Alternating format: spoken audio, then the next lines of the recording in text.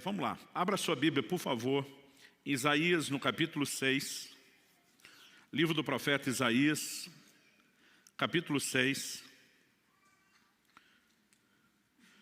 Nós vamos ler do versículo 1 até o versículo 8. Esse vai ser o nosso ponto de partida para aquilo que vamos compartilhar hoje. Isaías 6, a partir do verso 1, vou ler na Nova Almeida atualizada. O texto sagrado diz assim: No ano da morte do rei Uzias, eu vi o Senhor, assentado sobre um alto e sublime trono, e as abas das suas vestes enchiam o templo. Serafins estavam por cima dele, cada um tinha 6 asas, com 2 cobria o rosto, com 2 cobria os pés, e com 2 voava. E clamavam uns para os outros, dizendo: Santo, Santo, Santo é o Senhor dos exércitos, toda a terra está cheia da sua glória. Os umbrais das portas se moveram com a voz do que clamava, e o templo se encheu de fumaça.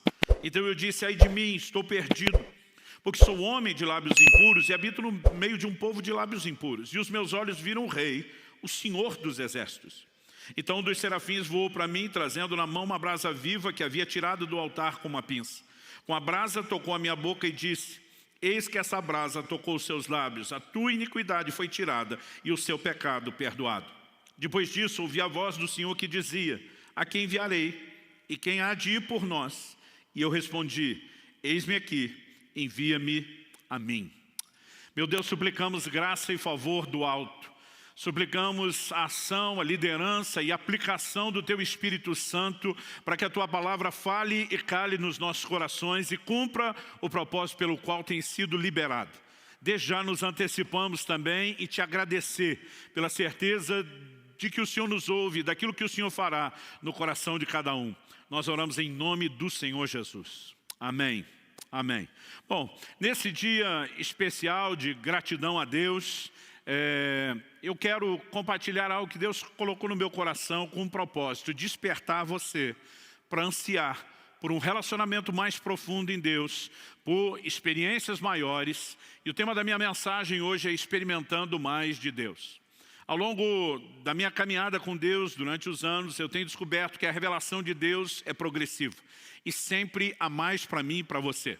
Não importa o quanto você já cresceu, dá para crescer mais. Não importa o quanto você já experimentou de Deus, dá para experimentar mais. Aliás, a Bíblia diz que a vereda do justo é como a luz da aurora. Vai brilhando mais e mais, até ser dia perfeito.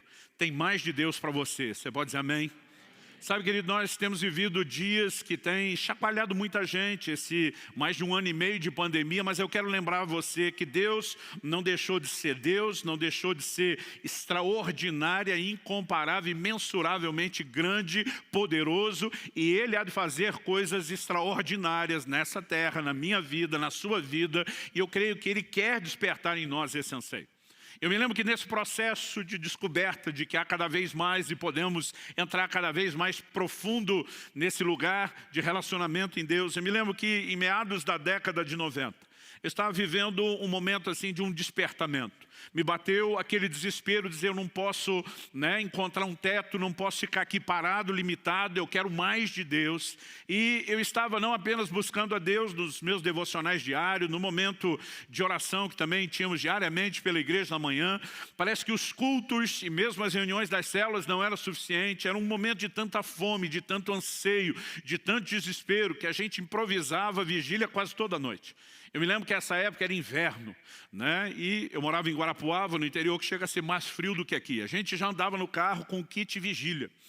Normalmente gostávamos de enveredar para o meio do mato para orar, e no inverno não era uma tarefa fácil. Então a gente sempre tinha um casaco a mais, cachecol, luva, gorro. A gente andava com as caixas de papelão já abertas no porta-mala para poder forrar o chão e aguentar orar de joelhos naquele inverno. E eu lembro desse momento, esse anseio de Deus. Às vezes terminávamos um culto, e não é que o culto não foi bom, mas a gente queria mais. E tinha um grupo de irmãos, os fominhas ali, que a gente numa troca de olhares já estava combinando. Vai rolar a vigília depois, e a gente nessa levada. Então, eu lembro nesse momento, minha oração quase que diária era: Senhor, eu quero experimentar mais, eu quero experimentar mais, eu quero entrar nesse lugar mais profundo. E foi num desses momentos de oração que o Espírito Santo me dirigiu até esse texto de Isaías, capítulo 6. Eu gostaria que você olhasse para esse texto não apenas como um relato de um episódio na vida de Isaías, ou mera e simplesmente uma menção de um momento na história, né, do povo de Deus, o povo da aliança que Deus fez com Abraão, os hebreus, mas que você pudesse olhar para isso como algo que serve para mim e para você. O apóstolo Paulo diz: tudo quanto foi escrito para nosso ensino foi escrito. Ele também diz aos coríntios que essas coisas que aconteciam, né, aos santos do Velho Testamento foram registradas para nossa advertência, para nosso exemplo. E Deus, por meio desse texto, começou a me inspirar. Eu já vi muita gente dizendo que esse é o momento do chamado que Isaías tem para o ministério, quando ele ouve a pergunta: quem enviarei, quem há de ir por nós? E diz: eis-me aqui, Senhor, conta comigo. Mas a verdade é que Isaías já estava no ministério. Desde o capítulo 1, ele já está profetizando, ele já está servindo a Deus. Mas esse é o momento onde Isaías tem uma experiência ainda mais profunda com Deus. Mesmo em relação ao chamado para o ministério, ele é chamado para uma dimensão mais profunda, e não que ele não estivesse fazendo nada. E de repente eu comecei a pensar no que foi essa experiência. Tirando o aspecto místico, que deve ter sido impactante, de uma visão que ele tem no templo. Quando você começa a observar, a analisar aqui o desenho da experiência, algumas coisas me chamaram a atenção.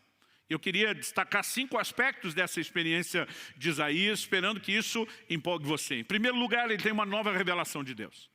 A revelação tanto da santidade de Deus como da realeza de Deus é algo singular até então nas Escrituras. Ele diz: os meus olhos viram o rei. Ele diz: ele estava sentado num trono. Trono é a cadeira dos governantes. Ele diz: as orlas do seu manto enchiam o templo. Ele está falando do manto real. Ele tem a revelação de Deus na sua santidade, na sua realeza, uma percepção, né, nunca antes experimentada, e talvez uma revelação que Deus não havia comunicado de maneira clara.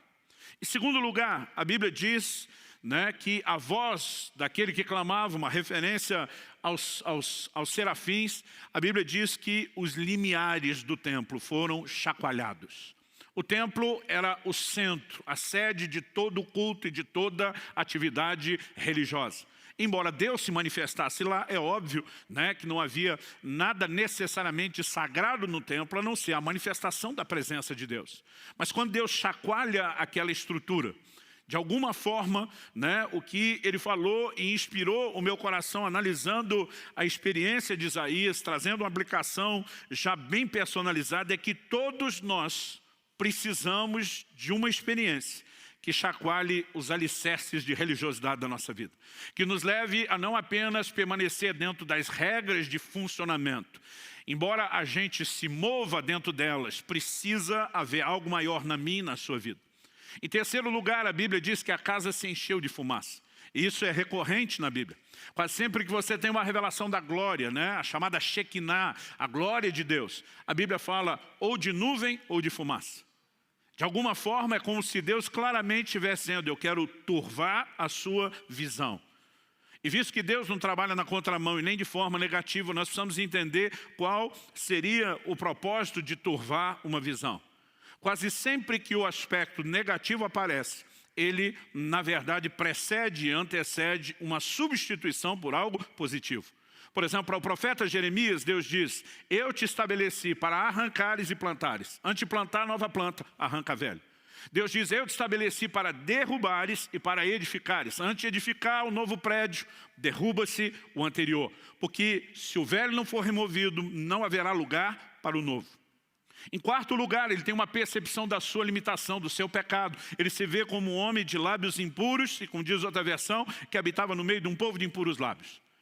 Mas ele não tem apenas a percepção do seu pecado ou das suas limitações. Ele experimenta um toque santificador. Um anjo pega uma brasa do altar, toca a boca do profeta e diz: tua iniquidade foi tirada. Porque o propósito de Deus não é apenas dar diagnóstico de pecado. Normalmente, por meio do diagnóstico que leva o homem ao arrependimento, o que Deus quer trazer é cura. Então, ele tanto tem a percepção das suas limitações, como ele tem um toque santificador e transformador. E por último, uma vez que nós já definimos que ele estava no ministério, e isso não é o início de tudo, nós podemos dizer que, no mínimo, ele tem uma nova percepção, de uma profundidade, de uma outra dimensão do serviço do ministério. E de repente eu comecei a pensar nessas 5 características. Uma nova revelação de Deus, as bases de religiosidade sendo estremecidas, a visão antiga sendo confundida, porque normalmente é o que é necessário para que a nova se estabeleça, um toque transformador e santificador, e em quinto lugar, uma nova percepção ministerial. Então, mesmo imaginando que talvez a experiência de Isaías, nos moldes em que aconteceu o aspecto místico, não fosse necessariamente ser reproduzido de maneira igual para cada um de nós, nós podemos entender que no mínimo os benefícios dela é algo que está à disposição de cada um de nós. Aliás, não gosto da ideia de um Deus que faz acepção de pessoas. Isso é contrário às Escrituras. Deus não tem filhos prediletos. Eu não posso conceber isso, a menos que o filho seja eu.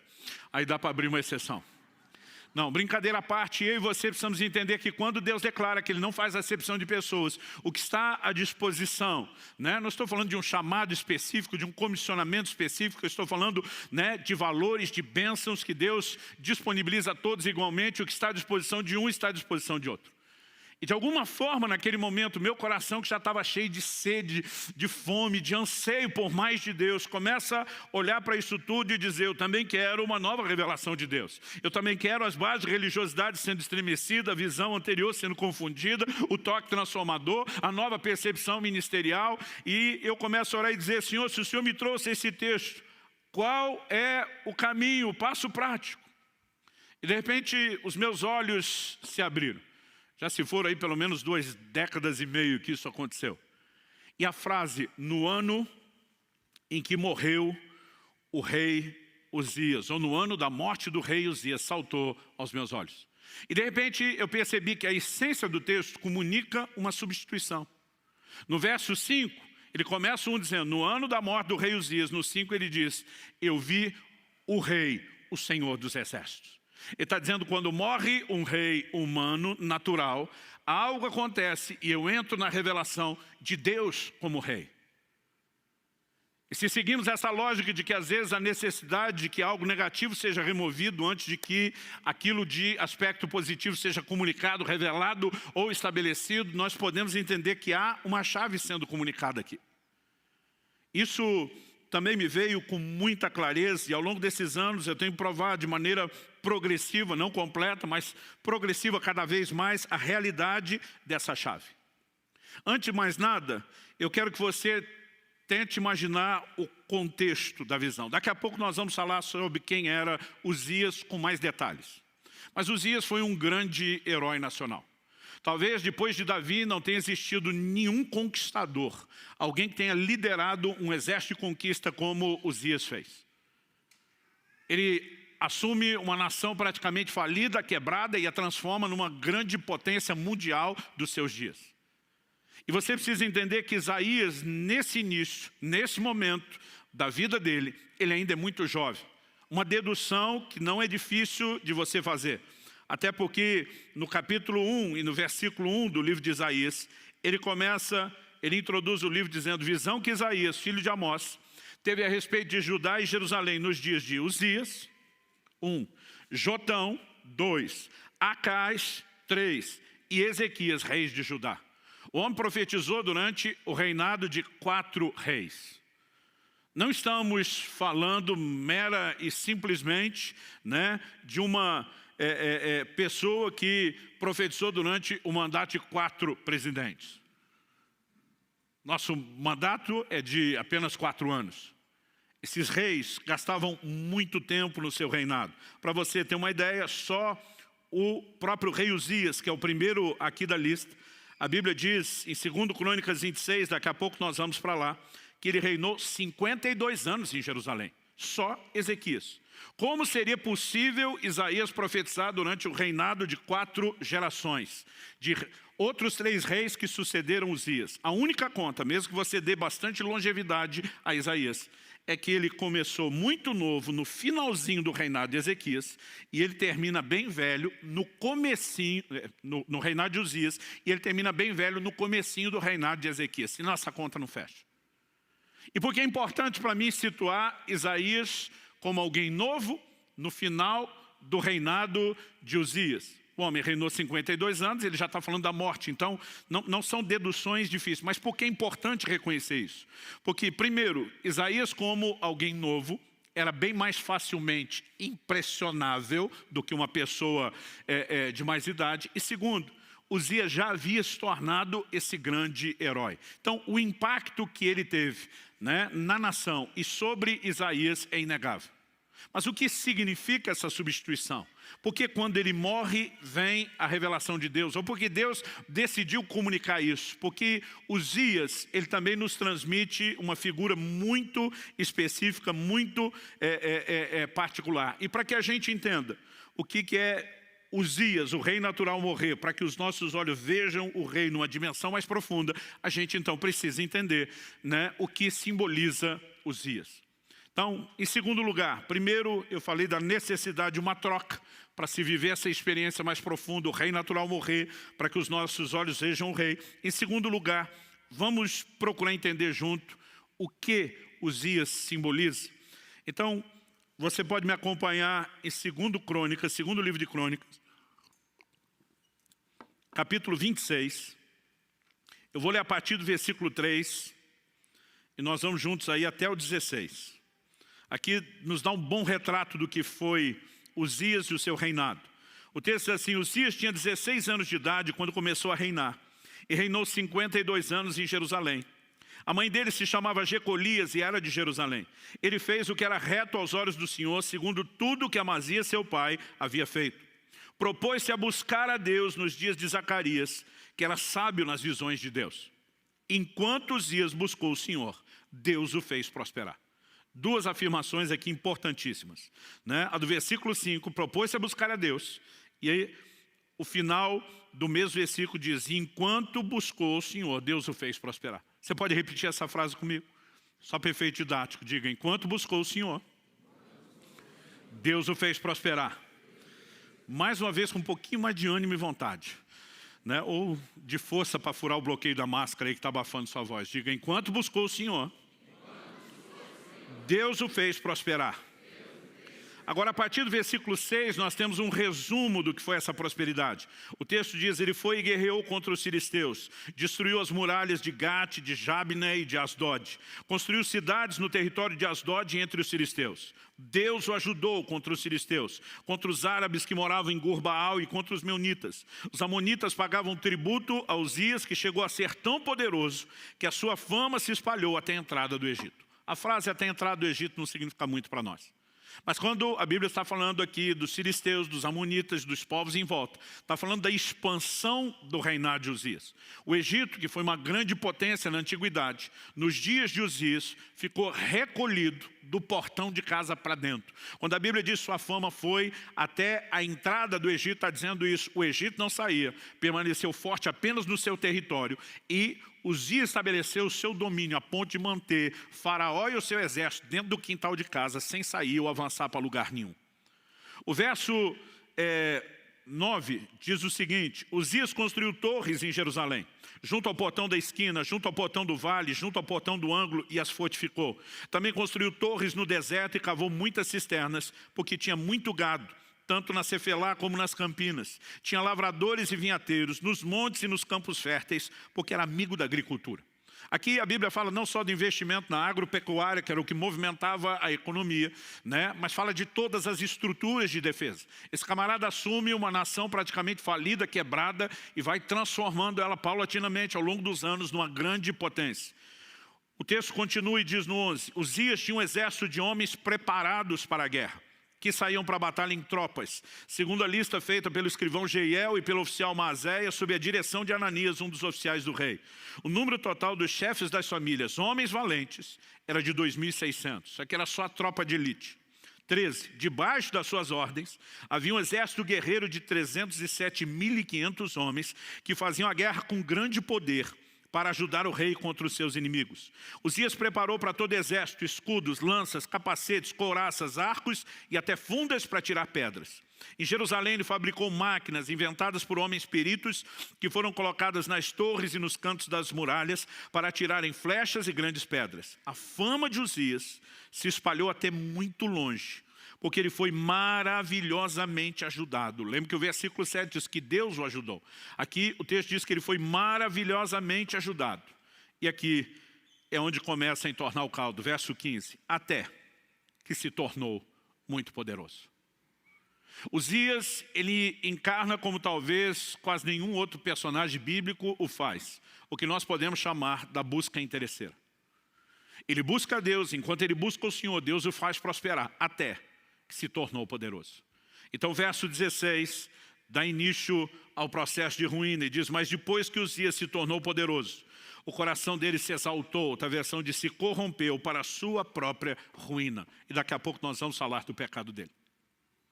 Mas Uzias representa alguém que busca a Deus, usando Deus apenas como meio para alcançar os seus objetivos, o seu próprio fim, aquilo que estava no seu coração. É lógico que o ser humano, por natureza pecaminosa, diga-se de passagem, tem essa inclinação. Não podemos dizer que isso é exclusividade de Uzias. E justamente por não ser um problema só dele, e ser um problema generalizado, é que Deus pode usá-lo como uma figura para algo que precisa ser trabalhado nas nossas vidas.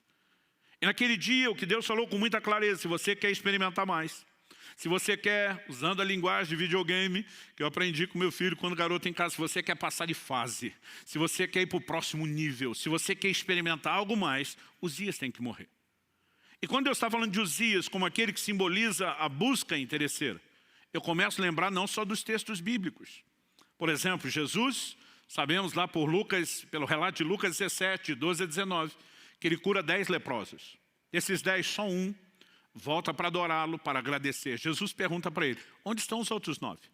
Jesus não estava com isso, né, responsabilizando ele como se fosse uma espécie de chefe de sindicato dos ex-leprosos curados. Mas Jesus está desabafando, pondo para fora algo da sua própria alma. Cadê o resto da galera? Todo mundo foi curado. Mas 9 daqueles 10 só precisavam da cura. E depois de obter aquilo que queriam, não queriam mais nada de Jesus, a não ser o que já tinham alcançado. Só um volta para dar continuidade ao processo. E muitas pessoas buscam a Deus nas suas necessidades, né, movidos unicamente pelo interesse de resolver aquilo. E a partir do momento que conseguem o que querem, eles tratam Deus como algo descartável. Eu lembrei não só dos textos bíblicos, eu lembrei de N situações que eu já tinha vivido no ministério, apesar de estar ainda nos primeiros anos do ministério pastoral. Eu comecei a pensar em quanta gente chegou na igreja precisando de cura e depois que foi curado, desapareceu. Eu comecei a lembrar de quanta gente chegou precisando de um milagre no casamento e quando as coisas deram uma melhorada, não era nem que estava resolvido, já sumiram de cena. Eu lembrava de casos específicos. Lembrava de uma vizinha que eu evangelizei tanto, convidei tanto para ir para a igreja, nunca podia. Mas no dia que apareceu uma macumba daquelas feita na porta da loja dela, ela desesperada: eu preciso de Deus, eu preciso de oração. Eu levei e falei: sei, mas vamos aproveitar que você abaixou a guarda. Sabe, eu me lembrava dos jovens, quando chegava a época de vestibular, eles pediam para a gente dar cópia da chave da igreja, porque eles queriam orar às 5 da manhã, buscar Deus. Mas depois que passava no vestibular, não orava mais, não lembrava que era crente, não lembrava que Deus colocou ele lá na universidade, nem do propósito pelo qual entrou. Mas enquanto eu estou pensando nos outros, porque nós temos essa facilidade, né, de enxergar o problema dos outros. Outro dia alguém falou: pastor, a gente tem dificuldade de ver erro. Eu falei: não, a gente tem dificuldade de ver os nossos, dos outros não. Jesus disse que a gente enxerga o cisco no olho do irmão, difícil é ver a trave no nosso. Então naquele momento eu estou só terceirizando e pensando: o problema de Uzias é sério. Mas o Espírito Santo falou: ei, eu estou falando do seu Uzias. E eu estou ali metido, surpreendido: meu Uzias? Como quem diz, tem Uzias aqui não. E de repente Deus me abriu uma cena que eu fiquei tremendamente envergonhado. Eu tive um flashback da fase de pré-adolescência. Eu acredito que eu devia ter em torno de 11 anos de idade. Não deve ser algo muito diferente disso. As contas que eu faço é porque meu irmão mais velho, o Adriano, eu sou do meio de 3 homens, né? Meu irmão mais velho, o Adriano, com 12 para 13 anos de idade, ele era precoce, ele cresceu, desenvolveu, já tinha corpo de adulto. Eu, com 2 anos atrás, já era corpo de criança. O Paulo, que era o caçula, 2 anos mais novo que eu e 4 que o Adriano, era mais criança ainda. E nessa época, ele vivia irritando e provocando o mais velho. E ele fazia isso até tirar o Adriano mais velho do sério. Quando meu irmão mais velho saiu do sério, ele não era amador, ele era profissional. E ele ia para cima do pequeno, mas batia assim que não condizia mais, ele não tinha noção do tamanho e da força que ele tinha assumido. E eu entrava para defender o menor e apanhava junto. E eu lembro que eu falava para ele, você para de provocar, eu não vou mais te socorrer, eu não vou te ajudar. E teve um dia que ele ficou provocando o mais velho, e eu fiquei avisando, falei, eu não vou apanhar por causa de você mais. Mas meu irmão perdeu a paciência, o mais velho, foi para cima do caçulo, Paulo, que hoje é pastor do Alcance lá em Orlando. E ele normalmente dizia, eu corro, eu me viro. Mas aquele dia ele levou um enquadro assim num canto da sala que não tinha pra onde correr. Eu pensei, está morto. Eu não queria me apanhar junto, mas acabei sendo vencido pela compaixão, pela dó. Pensei, como eu ajudo ele sem apanhar junto? E eu achei que eu tive uma ideia brilhante, coisa de piar. Né? Naquela época, a maioria do dia, não sei quando estava na escola, a gente passava normalmente de shorts ou bermuda, descalço, sem camisa, por causa do calor do interior de São Paulo. Me criei na cidade de Campinas. E eu lembro que meu irmão, assim, só de bermuda, eu vim dele um tapa nas costas, mas daquele assim, deixar o desenho da mão.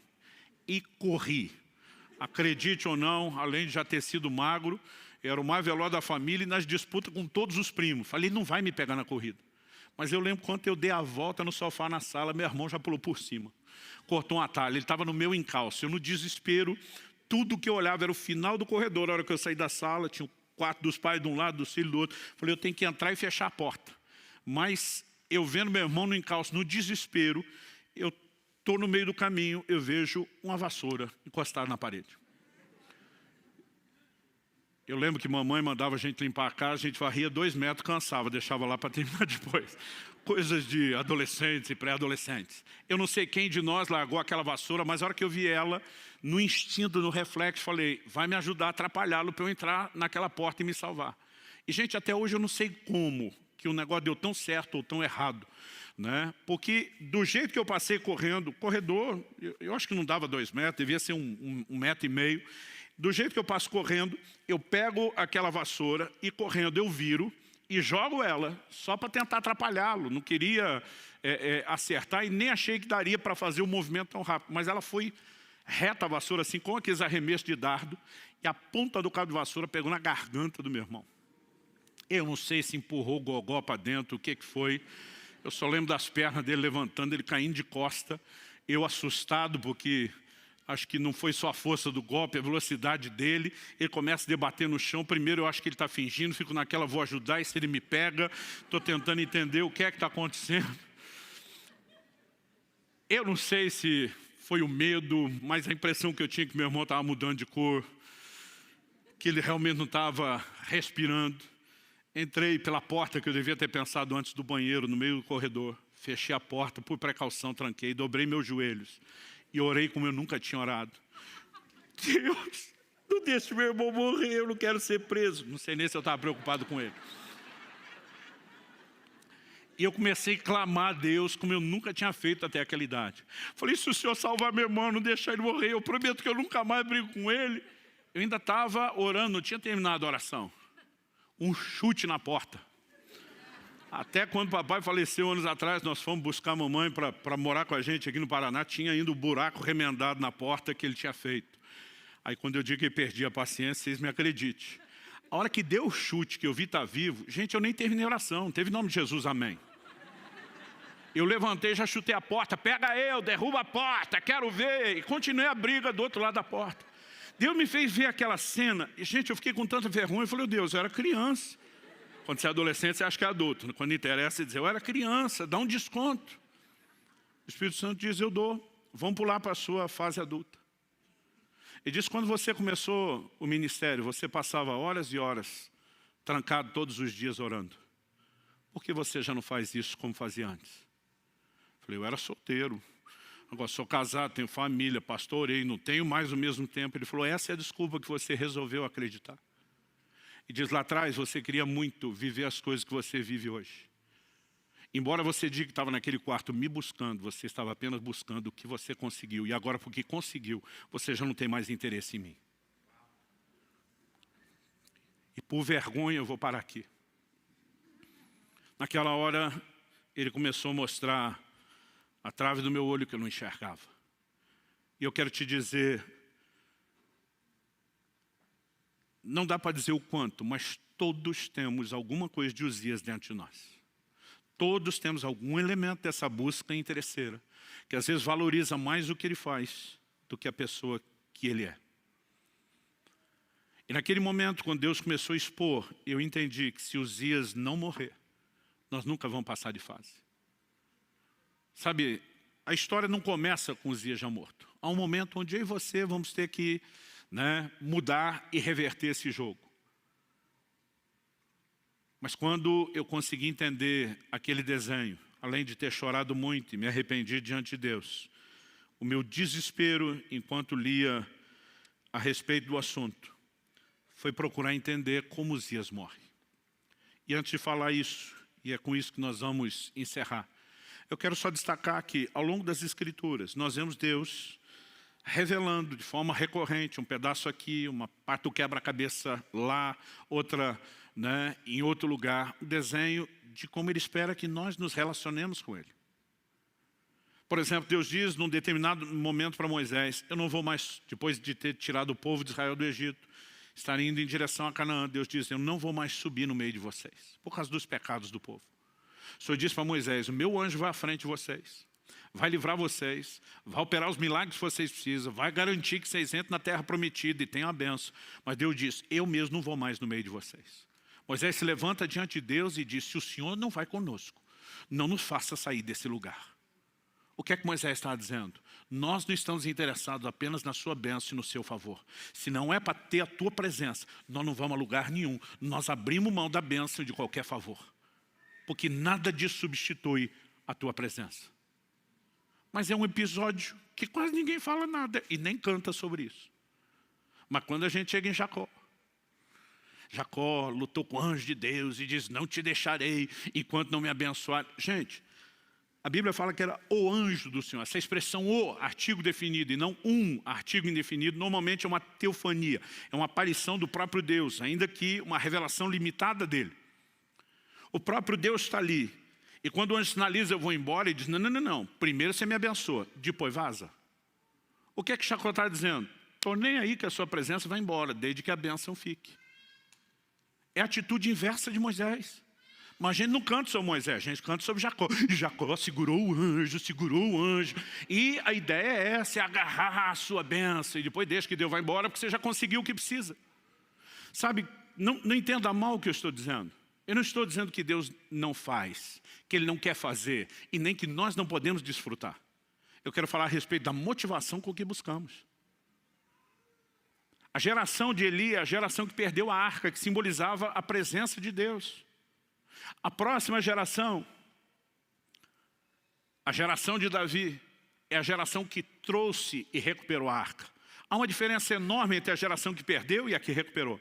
A que perdeu tratou Deus como? Como um mero amuleto, uma espécie de talismã. Um resolve tudo.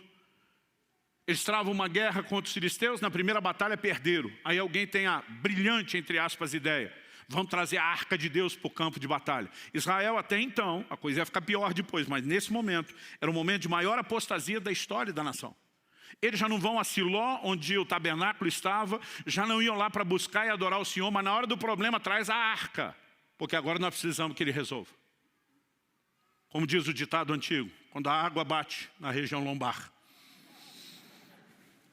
as pessoas lembram de buscar Deus. A região lombar ficou mais polido, né? Tá bom assim, meu amor. Você que sempre me ajuda a ser minha melhor versão. Quando eles tratam Deus e a presença de Deus dessa forma, qual foi o resultado? Eles perderam a arca, perderam a presença. Porque toda e qualquer pessoa, em qualquer momento ou época da história, que busca Deus só porque por causa daquilo que Ele faz, vai acabar perdendo aquilo que Ele é. Mas a geração de Davi assume o reino, um dos primeiros atos. E não é à toa que ele é chamado de homem segundo o coração de Deus, não é porque era perfeito, que nós sabemos que não era. Um dos primeiros atos dele, ele diz, a arca volta.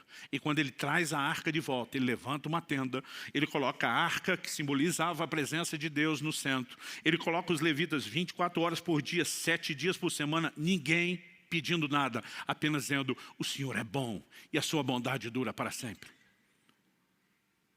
Agora, o interessante é que se você olhar tanto Davi como Moisés, que nesse sentido entenderam o cerne do relacionamento, foram duas das gerações na história do povo de Deus que mais experimentaram o que Deus pode fazer. Desde os dias de Josué, a terra prometida nunca tinha sido conquistada na sua totalidade. O primeiro que conseguiu isso foi Davi. Então você olha para o Moisés dizendo, se a tua presença não vai conosco, nós não vamos a lugar nenhum. E você encontra em Moisés a geração que mais experimentou milagres. Eu não estou aqui pregando contra a intervenção de Deus. Eu estou falando da necessidade de ajustes na nossa motivação para que a gente possa experimentar até mais do que Ele pode fazer.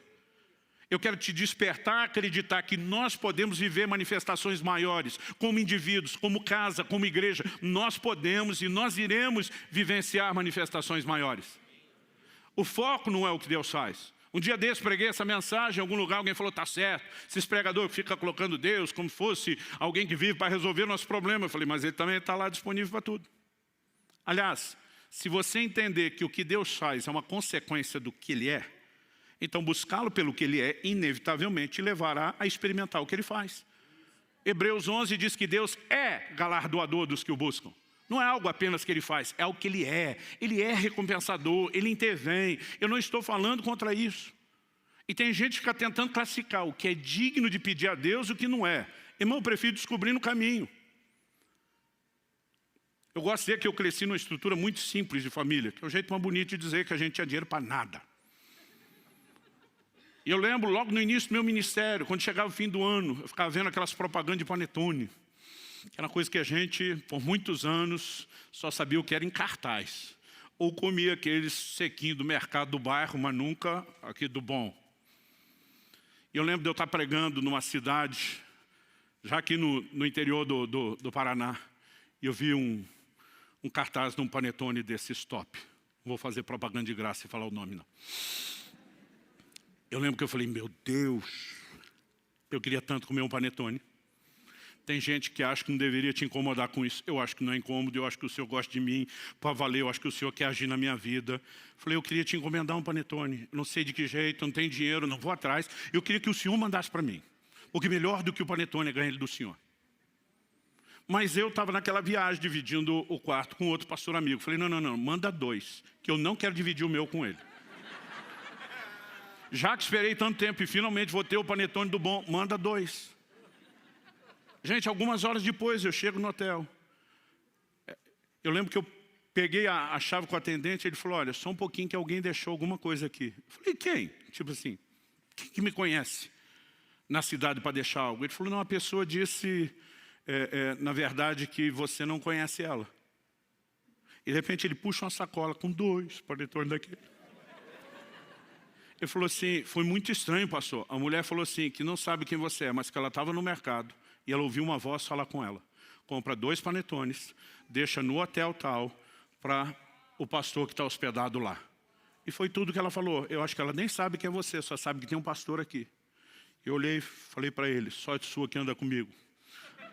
Participa do despojo. Sabe, querido, eu não estou aqui te dizendo que nós não podemos ver coisas assim que para alguns é simples. Todo dia alguém falou, não vou incomodar Deus com isso. Falei, se você acha que é incômodo, fica aí sem experimentar. Então preste atenção, não estou falando contra o que Deus faz. É o nosso resultado, nós podemos experimentar mais do que Ele faz. Estou falando a respeito de motivação com a qual nós o buscamos. E se nós pararmos de tratar Deus só como quem faz, porque Ele prometeu fazer, Ele que nos encorajou a orar e clamar crendo que Ele faria. Então nós não estamos tentando falar contra o fato de Deus fazer. Mas nós também não podemos tratá-lo apenas como uma espécie de amuleto, de talismã, de resolve tudo e nada além disso. Dá para entender a diferença? Bom, para nós terminar, como Uzias morre. Nós paramos de ler no verso 16 e vamos retomar no verso 16 de 2 Crônicas 26. O texto diz, mas depois que Uzias se tornou poderoso, o coração dele se exaltou para a sua própria ruína. Ele cometeu uma transgressão contra o Senhor seu Deus, pois entrou no templo do Senhor para queimar incenso no altar do incenso. Porém o sacerdote Azarias entrou atrás dele, acompanhado de 80 sacerdotes do Senhor, homens da maior firmeza. Muitas versões traduziram homens corajosos. Eles enfrentaram o rei Uzias e lhe disseram, não compete a você, Uzias, queimar incenso diante do Senhor, mas aos sacerdotes, filhos de Arão, que são consagrados para esse serviço. Saia do santuário, porque você cometeu uma transgressão. Isso não lhe trará honra da parte do Senhor Deus. Então Uzias se indignou. E é com a indignação de Uzias você vai entender que a Bíblia chama Azarias e esses 80 sacerdotes de homens corajosos. Eles vão enfrentar o rei. Eu não sei você, mas quando criança eu ficava pensando, devia ser muito legal ser rei. Fazer o que você quiser, mandar em todo mundo, ter todos os seus desejos atendidos. Esse não é o tipo de gente que espera ser confrontado ou corrigido por ninguém. E por que eles vão em 80? Porque o rei não andava sozinho em lugar nenhum. Sempre tinha uma guarda pessoal para cuidar dele, para protegê-lo e para retalhar quem se levantasse contra o rei. Mas quando a Bíblia está chamando eles de corajosos, eles sabem o risco ao qual eles estão se expondo. Mas o posicionamento de indignação deles é maior do que a indignação de Uzias em si mesmado apenas consigo mesmo. Eles são indignados com a violação de princípios. Como que esse cara agora acha que porque foi abençoado por Deus, pode tratar Deus dessa forma e entrar nesse lugar que não pertence a ele? Só os sacerdotes levitas podiam oferecer o incenso. Mas de alguma forma, às vezes, até pessoas que vivem intervenções de Deus, elas começam a achar que são leis para si própria, né? Ou que porque Deus, de alguma forma, agiu em seu favor, as atendeu, as honrou, elas acham que estão acima das demais. Eles confrontaram. E nesse confronto, o que aconteceu? O texto diz, 19, Uzias se indignou. Ele tinha um incensário na mão para queimar incenso. No momento em que ele se indignou contra os sacerdotes, a lepra lhe saiu na testa, ali mesmo, na presença dos sacerdotes, na casa do Senhor, junto ao altar do incenso. Quando o sumo sacerdote Azarias e todos os sacerdotes se voltaram para ele, eis que ele estava leproso na testa. Então apressadamente o tiraram dali, e até ele mesmo se apressou em sair, visto que o Senhor o havia ferido. Quem o feriu? O Senhor. Agora, por que o Senhor o feriu? Porque sacerdotes que não foram mandados, mas tiveram o bom senso de entender aquela desordem, aquela bagunça, o resistiram. Aqui nós temos a combinação de responsabilidade humana com intervenção divina. Quando nós assumimos um posicionamento claro, sensato, de acordo com aquilo que Deus já estabeleceu na sua palavra, e nos posicionamos, nós podemos ver o que é que Deus vai fazer. Uzias não é alguém que você mata. Uzias tem que ser ferido por Deus, mas Deus não fere, sem que você fique indignado e revoltado contra as atitudes dele. O que é Uzias? É a busca interesseira. Ele vai se meter onde? Na oferta de incenso. A oferta de incenso tem uma figura muito clara no Novo Testamento. Apocalipse diz que o incenso são as orações dos santos. Salmo 141 diz, suba a ti a minha oração como incenso. O incenso sempre simbolizou as orações. E se você quer achar Uzias na sua vida, procure na vida de oração, porque é lá que ele aparece. É só você ver que a maior parte do tempo na nossa vida é oração. Nós só pedimos para Deus o que a gente quer. E oração não é apenas pedir, oração deveria ser uma conversa, onde não apenas você fala, mas Deus também. E quando Ele fala, Ele não diz apenas declarações de amor, mas às vezes Ele pede algumas coisas para você também. Eu lembro que uma vez eu vi um pregador dizendo que ele decidiu não pedir nada a Deus durante um tempo, a não ser um coração mais grato. Achei a coisa mais linda. Falei, vou fazer esse negócio. Gente, eu não tinha assunto para falar com Deus. Porque durante anos, toda a minha vida de oração era construída só no que eu pedia. E quando só falava, dá um coração mais grato, eu não tinha mais nada para falar. E apesar de ter achado a coisa mais linda, não funcionava para mim, porque ou funcionou mostrando o quanto de Uzias tinha na vida de oração. Agora, Uzias não morre de uma vez. A morte dele não é instantânea, não é fulminante. Eu queria estar aqui dizendo para você, Deus me enviou aqui essa manhã com uma unção assassina, matadora de Uzias. Nós vamos orar, o miserável do Uzias da sua vida vai ser fulminado tipo Ananias e Safira. Mas não é assim que ele morre. Uzias morre aos poucos, a prestação. A lepra apareceu na testa. Depois ela vai se espalhando. Ele é excluído da casa do Senhor. Se a gente continuar lendo o texto, verso 21 diz assim, o rei Uzias ficou leproso até o dia da sua morte. E por ser leproso, morou numa casa separada, porque foi excluído da casa do Senhor. Jotão, seu filho, tinha seu encargo, o palácio real, governando o povo da terra. O verso 23 vai dizer que ele morreu e foi sepultado. À medida que a lepra expandia, todo o contato com as pessoas foi limitado. Ele não tem mais acesso à casa de Deus, então não tem mais acesso ao palácio. Ele vai sendo isolado até que a morte finalmente se estabeleça. Uzias não morre de uma vez. E na minha e na sua vida não é um assunto que a gente resolve de hoje para amanhã. Pastor, vamos fazer uma oração no final do culto, está tudo resolvido? Não. Pode ser que o miserável do Urias saia ferido. Mas a morte é um processo e depende do nosso posicionamento. Um dia alguém me perguntou, pastor, o senhor já chegou lá no Uzias mortinho da Silva? Falei, não, mas não estou mais onde estava. Mas a verdade é que quando nós avançamos nesse processo, nós começamos a descobrir uma outra dimensão de relacionamento com Deus. Quem está entendendo, diga amém. Outro dia alguém me disse, está certo, pastor. A gente tem que mesmo dizer para as pessoas que elas não podem tratar Deus dessa forma. Gente, Deus sabia que nós iríamos tratá-lo dessa forma. E me parece que Ele é tolerante por um tempo. Por quê? Porque isso tem a ver com entendimento e com maturidade. E ninguém começa com isso. 16 anos atrás, quando nós ainda estávamos nas reuniões de oração e planejamento, só a minha família, do Marciano, a respeito de começar a igreja. Tem uma cena na minha memória que eu não esqueço. Eu sentado no sofá da sala de casa, e Lissa, minha linda filha, com 4 anos de idade no meu colo. Ela segurando na minha bochecha e dizendo, você é o pai mais lindo do mundo. Eu amo você, daí fazia carinho no meu cabelo. Eu já sabia o que vinha depois daquela sequência de elogio e carinho. Ela estendia a mão e dizia, me dá 2ão. E você acha que ia dar um sermão? Interesseira, me elogiou em troca. Eu, além do sorriso, dizia, toma 5. Porque era criança. E num momento como esse, dá para você ser compreensivo. Mas se hoje, aos 20 anos de idade, fosse me tratar só como se eu fosse um banco, nossa relação teria deteriorado em vez de melhorado. Paulo diz em 1 Coríntios 13:11, quando eu era menino, falava com o menino, pensava com o menino, agia com o menino. E essa é a época que Deus olha e tolera. Como eu disse, às vezes eu falo desse assunto, a gente está certo, esses pastores ficam colocando Deus à disposição para fazer. Eu falei, não, Deus se colocou à disposição, não é os pastores que colocam Deus. Jesus pregou o evangelho não apenas chamando as pessoas ao arrependimento e à fé, mas ele curava os enfermos, expulsava demônios, operava milagres. Ele mostrava que Deus tem interesse de intervir nas necessidades das pessoas. O que ele não queria quando um leproso era curado e ia embora, era não continuar o processo depois de ter apresentado e demonstrado seu amor.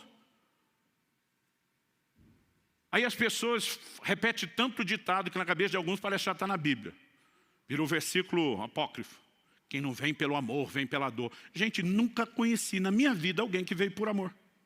Como é que alguém ama o Jesus que ele ainda não conhece? Ah, pastor, o senhor converteu pela dor? Não. Eu ainda não tinha feito 3 anos de idade, nem tive tempo de passar pelas dores da vida. Mas por que é que eu entreguei minha vida a Jesus? Porque disseram que se eu não fizesse eu ia para o inferno. Eu não queria ir para o inferno. Falei que era Jesus. Pesa um, pesa outro. Falei, não sou besta nem nada, não quero inferno, quero Jesus. A gente vai amá-lo depois que vai conhecendo. Dá para entender a diferença? Agora, alguns vieram por uma grande dor física, por uma grande dor emocional, mas nenhum de nós veio sem interesse. E Deus no início olha para mim e para você e diz, ainda que seja por interesse, que pelo menos você venha a mim e me permita me revelar a você. A questão não é como chegamos, é como permaneceremos. Então há um momento onde o entendimento precisa mudar, há um momento onde a maturidade precisa mudar. E se nós aprendemos com Moisés e Davi, quando buscamos a Deus pelo que Ele é, não só pelo que Ele faz, além de também ter o que Ele faz, vamos desfrutar o melhor que é quem Ele é. Mas também aprendemos com Ele e com outros, se buscarmos a Deus só pelo que Ele faz, nós vamos perder quem Ele é e, consequentemente, também perderemos o que Ele faz. Vamos ficar em pé para parecer que está acabando? Eu gostaria que nós orássemos juntos. Embora, como eu disse anteriormente, não há uma unção fulminante para destruir Uzias de uma vez só. Há algo da parte de Deus que vem quando? Então preste muita atenção nisso, que essa talvez seja a parte mais prática.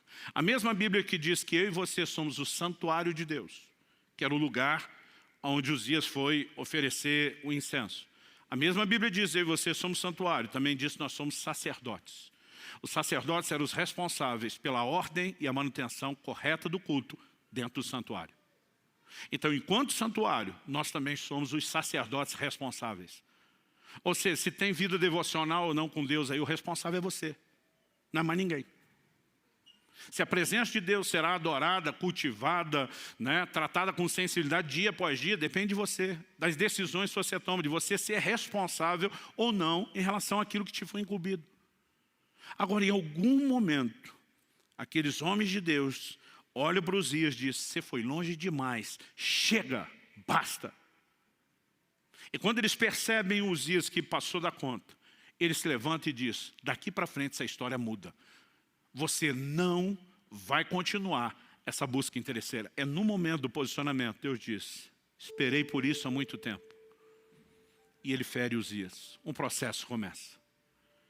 Para que no final das contas, depois se diga: no ano em que morreu o rei Uzias, os meus olhos viram o rei, o Senhor dos Exércitos. Há uma revelação extraordinária de quem Deus é quando a busca interesseira morre. A busca continua, mas a interesseira é que tem que morrer. E quando essas coisas vão sendo mudadas e ajustadas, nós não apenas vamos poder desfrutar o que Deus mais quer nos revelar. Quando Ele faz algo, eu brinco que isso é apenas uma espécie de um cartão de visitas. Ele está tentando revelar seu amor, seu interesse por nós, a importância que temos aos olhos dEle.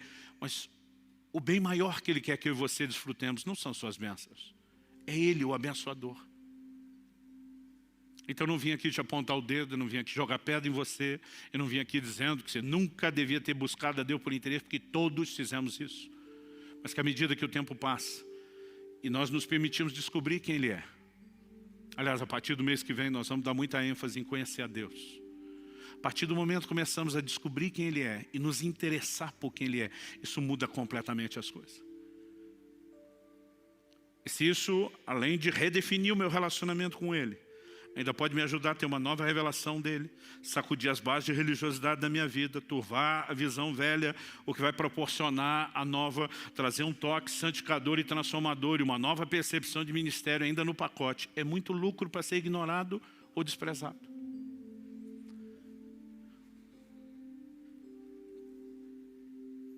É lógico que há momentos quando Deus nos faz perceber alguns erros, que isso é constrangedor. Quando lembro de confrontos como esse, Deus dizendo: não, a razão pela qual você olha não é porque você é ocupado, é porque você já alcançou muito o que queria. É lógico que dá vergonha. Mas Deus não está fazendo isso para nos culpar ou condenar. É uma forma dele dizer: eu não quero perder você. Quando Adão pecou, Deus não pergunta o que é que você fez, cabeção. A pergunta de Deus foi: aonde você está? Em outras palavras, é como se ele dissesse: o problema não é o que você fez, é para onde o que você fez te levou, para longe de mim. Deus está dizendo: eu não quero você distante, eu quero comunhão, eu quero proximidade.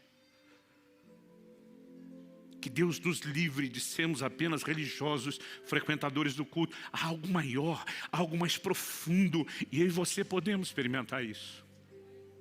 É um convite amoroso da parte dele.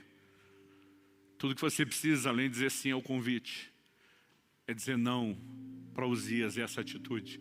Eu queria que você fizesse isso no seu lugar.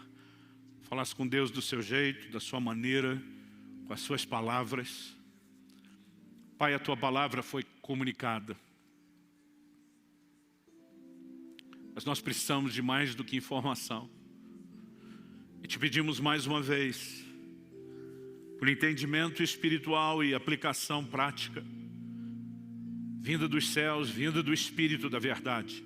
Eu oro por cada um dos meus irmãos e irmãs, nesse lugar, os que nos acompanham à distância pela internet, ao vivo ou de forma gravada. Eu oro que nesse exato momento em que chegam a esse ponto de oração, algo aconteça nos seus corações.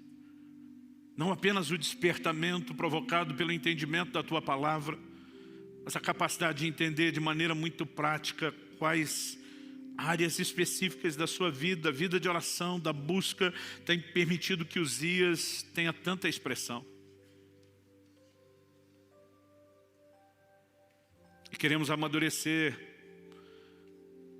ao ponto de não te buscar só pelo que o Senhor faz, mas primeiramente por causa de quem o Senhor é. Sabemos que inevitavelmente também teremos aquilo que o Senhor faz.